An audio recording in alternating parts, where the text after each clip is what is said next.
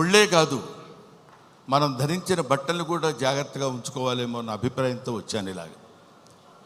తర్వాత ముందుగానే మీ అందరికీ నేను విన్నవించుకునేది ఏంటంటే, నేను మాట్లాడే మాటల్లో ఏమైనా పొరపాట్లు కానీ, తప్పొప్పులు కానీ, మీకు నచ్చని విషయాలు కానీ ఉంటే, నాకంటే ఆల్మోస్ట్ ఇక్కడ ఉన్న వాళ్ళందరూ వయసులో చిన్నవాళ్ళే అనుకుంటాను, పెద్ద హృదయాలతో మన్నించండి. ఒకటి. నెంబర్ 2, కన్నప్ప ఈ సినిమా మోహన్ బాబు గారు ఎందుకు తీశారబ్బా అని అనుకున్నా ఒకసారి. ఎందుకంటే మోహన్ బాబు గారి గురించి మీ అందరికీ తెలుసు. ఆయన 5 కోట్లతో 10 కోట్లతో సినిమా తీసి దాని మీద 10 కోట్లు 15 కోట్లు సంపాదించుకుని మళ్ళీ పక్కన పెట్టి మళ్ళీ ఇంకో సినిమా తీసి, అలాంటి డబ్బుకి అతి ప్రాధాన్యత ఇస్తూ గౌరవించేటువంటి వ్యక్తి మోహన్ బాబు గారు. నాకు తెలుసు 200 కోట్లు పెట్టి ఈ సినిమా ఈయన ఎందుకు ప్లాన్ చేశాడు అనే ఆలోచన చేస్తే, ఈ ఆలోచన ఆయనది కాదు, ఈ ఆలోచన ఆయనకు వచ్చినటువంటి ఆలోచన కాదు, సకల సృష్టి స్థితి లయకారుడైన ఆ పరమేశ్వరుని ఆలోచన అతనిలో సంక్రమించిందేమో. ఒకటి. ఇంకో పాయింట్ ఏంటంటే, ఎప్పుడో నా చిన్నతనంలో ఆయన కన్నడ రాజకుమార్ కాళహస్తి మహోత్సవం సినిమా తీశారు. ఆ తర్వాత కీర్తిశేషులు బాపు గారు, కీర్తిశేషులు కృష్ణరాజు గారితో కన్నప్ప సినిమా తీశారు. అది తీసి ఇంచుమించు 30-35 సంవత్సరాలు అవుతుందేమో నాకు తెలిసి, 30 సంవత్సరాల పైనే, 50 సంవత్సరాలు.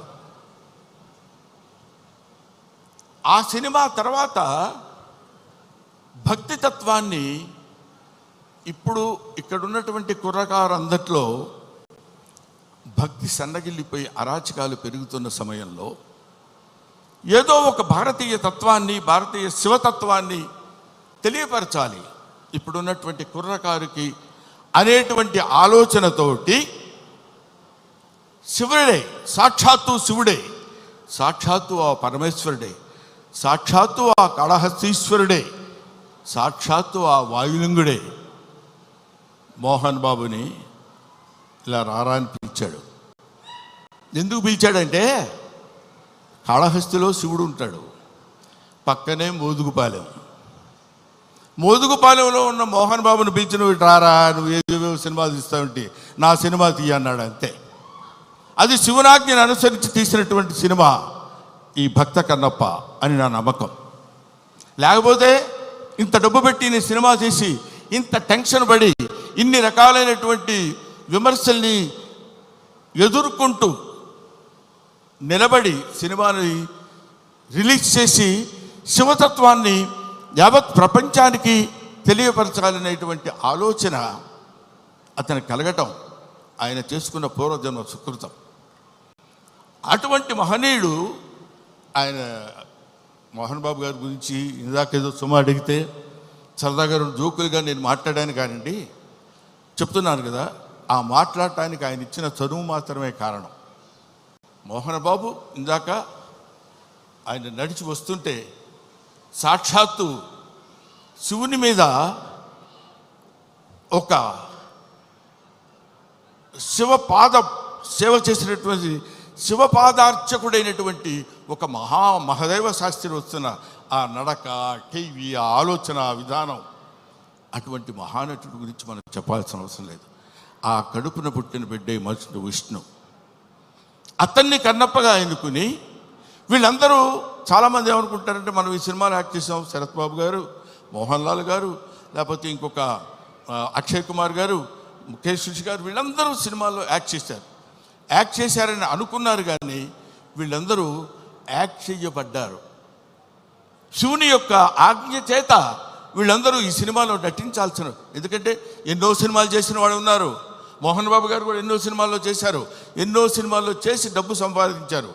డబ్బు సంపాదన మాత్రమే ప్రాతిపదికగా తీసినటువంటి సినిమా ఇది అయితే అయ్యుండొచ్చునేమో కానీ కొంతమంది దృష్టిలో ఇది కేవలం పరమేశ్వరుని యొక్క అనుజ్ఞ చేత, పరమేశ్వరుని యొక్క ఆజ్ఞ చేత శిరసావహించి తీసినటువంటి ఈ సినిమా. అందుకని నేనేం చెప్తున్నానంటే మీ అందరికీ, మహానుభావులకి, మహాత్ములకి, ప్రవచనకారులకి, ప్రయోక్తలకి మీ అందరికీ శిరస్సు వంచి పాదాభివందన చేసి నేను చెప్పే మాట ఏంటంటే, పెచ్చుమీరిపోతున్నటువంటి ఈ కలియుగంలో కలి యొక్క ప్రభావం చేత పరమ దుర్మార్గమైనటువంటి ఆలోచనలతో ఉన్నటువంటి ఈ మానవుల్ని కనీసం భక్తి అంటే ఇది, భక్తి అంటే ఇలా ఉంటుంది, మనం ఇంత భక్తితో ఉంటే మనకు అన్ని శుభాలే జరుగుతాయి. కొంచెం కష్టపెట్టిన ఈ సినిమా తీసిన దగ్గర నుంచి ఇప్పటి వరకు తండ్రి కొడుకులు ఇద్దరు ఎంత మదనపడ్డారో, ఎంత కష్టపడ్డారో సమీపంతో చూసినటువంటి వ్యక్తిగా నేను చెప్తున్న మాట. ఎందుకంటే భగవంతుడు ఊరికనే వచ్చేసి ఇదిగో తీసుకుంటారా అని అందరికీ తల్లి వెళ్ళిపోడు. కాలుస్తాడు, నిప్పుల్లో కాలుస్తాడు, సుత్తి దెబ్బలు కొడతాడు, అవన్నీ భరిస్తుంది. అది ఆయన ఎన్నుకున్న బంగారం. ఆ తర్వాత ఒక అద్భుతమైనటువంటి ఆభరణాలు చేయగలడు కన్నప్ప లాంటి సినిమా తీసి. అటువంటి సినిమా తీయడానికి ఉద్యుక్తుడైనటువంటి ఆ వ్యక్తి ఏమైనా సినిమాలు తీశాడు అనుకోండి, మీరు వదిలేసేయండి, దాని గురించి మనం పెద్ద పట్టించుకోవాల్సిన అవసరం లేదు. ఆయన విమర్శించండి, వాళ్ళ నటన విమర్శించండి, వాళ్ళని ఇంకేదో విమర్శించండి, తప్పు లేదు. ట్రోలింగ్ చేయండి, తప్పు లేదు. కానీ ఇక్కడ డబ్బు కోసం సినిమా తీసినా, ఇంకో కోసం సినిమా తీసినటువంటి కంటెంట్ ఏంటంటే శివభక్తి. 30-40 సంవత్సరాల తర్వాత, 50 సంవత్సరాల తర్వాత ఇప్పుడున్నటువంటి కుర్రకారుకి శివతత్వాన్ని, భక్తితత్వాన్ని, దైవత్వాన్ని తెలియపరచడం కోసం తీసిన ఈ సినిమాని మీ అందరికీ చేతులెత్తి శిరసావహించి మీరు నమస్కరించి, వినమ్రతతో నమస్కరించి చెప్పేది ఏంటంటే, ఈ సినిమాని ఆదరించండి, అభిమానించండి, అల్లరి మాత్రం చేయకండి. ఎందుకంటే శివుడు ప్రతి ఇంటా చేరాలి, ప్రతి గుండెలో చేరాలి, ప్రతి మనస్సుకి చేరాలి. అటువంటి చేరాల్సినటువంటి కొంచెం వాటర్ ఇస్తారండి. 1 సెకండ్.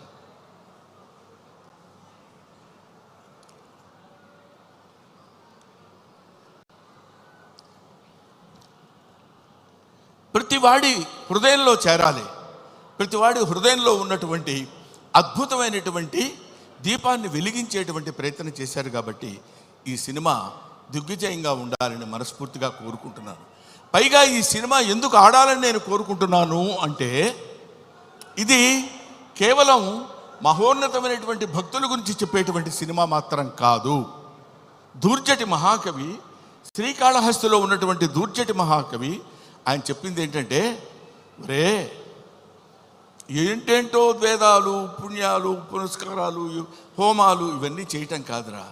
అవన్నీ తెలియని వాళ్ళు కూడా చాలామంది ఉన్నారు. అవన్నీ తెలియని మనుషులు ఉన్నారు. అవన్నీ తెలియని జంతువులు ఉన్నాయి. అవన్నీ తెలియని పురుగులు, పాములు ఉన్నాయి. అవన్నీ తెలియని క్రిమి కీటకాలు కూడా ఉన్నాయి. వీటన్నిటికీ నేను మోక్షాన్ని ఇవ్వగలను. ఏ వేదంబు పఠించే లూత. సాలెపురికి ఏ వేదం చదువుకుంది? భుజగం ఏ శాస్త్రములు చూచాను. పాము ఏ శాస్త్రములు చూచింది? తాను ఏ విద్యాభ్యసనం వచ్చే కరి. ఏనుగు వెళ్ళిపోయి ఏ విద్యాభ్యాసనం చేసింది? చెంచు ఏ మంత్రం ఊహించాను. చెంచు ఏ మంత్రం ఊహించాడు? వాడికి ఏం తెలుసు? ఏమీ తెలియదు. బోధావిర్భావ నిదానములు చదువులయ్యా కాదు అని చెప్తున్నాడు. బోధావిర్భావ నిదానములు చదువులయ్యా కావు, నీ పాద సంసేవనాసక్తియే గాక జంతు తతికిన్ శ్రీకాళహస్తీశ్వరా. అది ఆయన చెప్పింది. అటువంటి ఆటవిక మానవుడు యొక్క పాత్రని పోషించేటువంటి మా మంచు విష్ణు ధన్యజీవి, ధన్యజీవి, ధన్యజీవి. ఎందరో మహానుభావులు పోషించేటువంటి పాత్ర. ఇప్పుడు అతని పాత్ర పోషణ ఎలా ఉందో నేను చెప్పడం, ఆర్టిస్టుల పాత్ర పోషణ ఎలా ఉందో నేను చెప్పి, ఈ సినిమా మీరు చూడండి, మోహన్ బాబుకు బోల్డెంత డబ్బులు ఇవ్వండి అని చెప్పడానికి మాత్రం నేను ఇక్కడికి రాలేదు. అటువంటి పాత్రలు, అరుదైన పాత్రలు లభించేటువంటి శక్తి కుర్రకారుగా ఉన్నటువంటి ఆ వ్యక్తికి లభించడం ఒక అదృష్టం. పోతే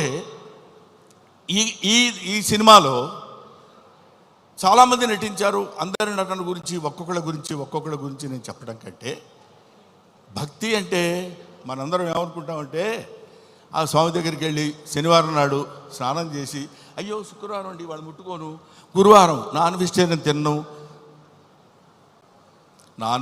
తిన్నావా, don't bring the God to kitchen level అన్నాడు వివేకానందుడు. భగవంతుడిని కిచెన్ లెవెల్కి తీసుకొస్తారు ఎందుకండి మీరు? అక్కర్లా, మీరు తినండి. కొండల కానలను తిరిగి దుర్జటి రాసిన పద్యం చెప్తున్నాను, నేను చెప్పేది కాదు. కొవ్విన పందుల లేళ్ల దుప్పులను చిన్నక పెద్దక కారు కమ్మగా వండుదురు, నీవిచ్చట ఉండనేలా నా కొడుకు ఆనతీక ఉడుమురికి రాగదవయ్య లింగమా, నువ్వు రా. మా చిన్నక్క పెద్దక్క ఉన్నారు, దుప్పి మాంసం, వేట మాంసం, పంది మాంసం తీసుకొచ్చి పెడతాను నీకు.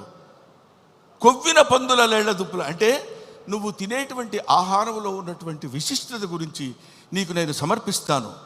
సమర్పణలో ఉన్నటువంటి ఆత్మ సమర్పణలో తనకు కలిగినటువంటి భావాన్ని పాదాల దగ్గర చేసి ఆత్మ నివేదన చేసుకున్నప్పుడు శివుడు అనుగ్రహిస్తాడు. బావా దేవుడే లేడంచు దూషించు దుష్టాత్మడని అన్నాడు కన్నప్ప. అటువంటి వాణ్ణి కూడా మార్చి తన వైపు తిప్పుకొని, ఒరే నన్ను ఆశ్రయించు, నీకెవడో దిక్కులేనప్పుడు నేనున్నాను నీకు. ఎందుకంటే ఇంకా ఆయన గురించి చెప్పాలంటే అద్భుతమైన విషయాలు ఎన్నో చెప్పొచ్చు. అందరూ కాదని కింద పడేస్తే చనిపోయిన శరీరాన్ని నేనున్నాను రా నీకు అని అక్కున చేర్చుకునేటువంటి మహానుభావుడు ఆ పరమేశ్వరుడు శివుడు. ఎప్పుడు వద్దొద్దు అయిపోయాడు తీసి పడేయండి కింద అంటాం మనం, మన ఇంట్లో వాళ్ళనే మనం అంటాం. అటువంటి వాళ్ళని అందుకనే దాన్ని ఏమంటారంటే అధికుడని అధముడని నరుని దృష్టిలోనే భేదాలు, శివుని దృష్టిలో అంతా సమానులే. కాబట్టి అక్కడ ఇచ్చట అస్పృశ్యత సంచరించుటకు తావే లేదన్నాడు జాషువా. ఇక్కడ అబ్బాయి నేను వీడు ఫలానా క్యాస్టోడు నేను వీడిని ముట్టుకొని అని ఉండదు. ఇటువంటి శివతత్వాన్ని మన వాళ్ళ వరకు, మన 2 రాష్ట్రాల వరకు అని కాకుండా యావత్ భారతదేశంలో ఉన్నటువంటి ఈ ఎవడు శివుడంటే ఇంకా ఎంతసేపు అయినా మాట్లాడతాను. కాకపోతే సుమ లక్కీగా ఇక్కడ లేదు.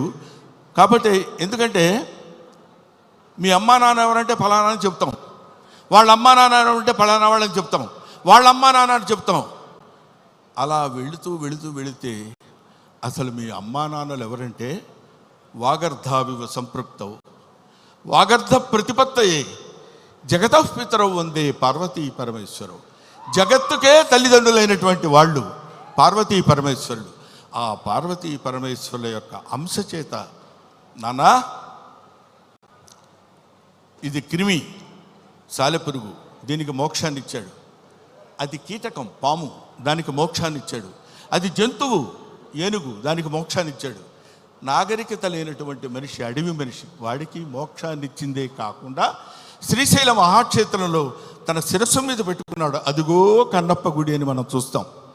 అంతటి ప్రాతిష్ఠ్యం కలిగినటువంటి ఈ అద్భుతమైనటువంటి కావ్యాన్ని చిత్రీకరించాలనేటువంటి ఆలోచన మోహన్ బాబు గారికి కలగటం, ఇది అందరికీ పంచాలి, ఈ శివతత్వం అందరికీ తెలియాలి, ఈ భక్తితత్వం అందరికీ తెలియాలంటున్నారు. కాబట్టి మహాత్ములైనటువంటి వాళ్ళకి, మహానుభావులైనటువంటి వాళ్ళకి, జ్ఞానులైనటువంటి వాళ్ళకి, జ్ఞానమే అజ్ఞానం అనుకునేటువంటి వాళ్ళకి, అజ్ఞానమే జ్ఞానమని కూడా పరిగణించుకునే వాళ్ళందరికీ శిరస్సు వంచి వయసులో మీ అందరికంటే పెద్దవాడైనా నమస్కరించి మిమ్మల్ని కోరుకునేది ఏంటంటే శివతత్వాన్ని సంబంధించిన ఈ సినిమాని ఎవరు అడ్డుకోవద్దు.